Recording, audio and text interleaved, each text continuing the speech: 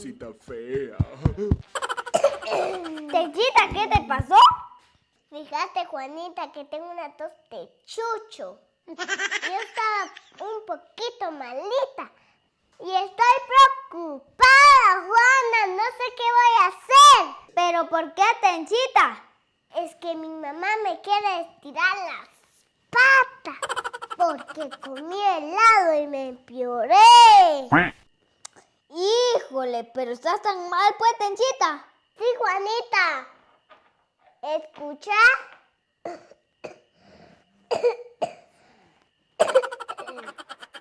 ¿Escuchaste?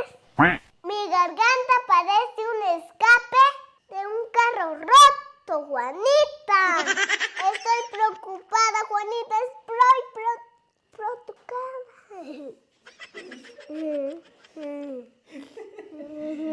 Dame una receta de medicina o dame un consejo. Juanita, ¿qué voy a hacer? ¿Qué voy a hacer? Tranquila, Tenchita. Vamos. Tranquila, Tenchita, porque yo te daré una buena receta. Mira, Tenchita, lo que vas a hacer ahora va a ser comerte 2 helados, ya no solo uno. ¿Y no me va a empeorar eso?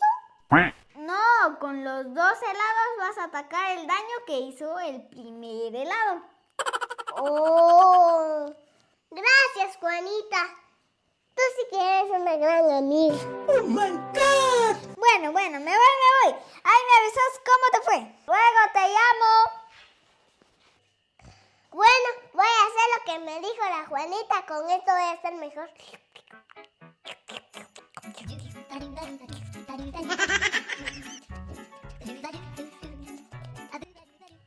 Es riquísimo. ¿Cómo siguió la Tenchita con la receta que le di? Ahorita le voy a llamar mejor.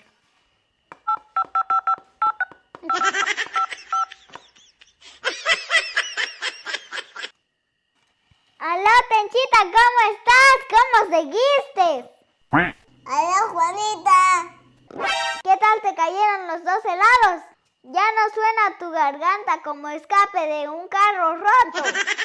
Juana, ya no suena como de carro roto.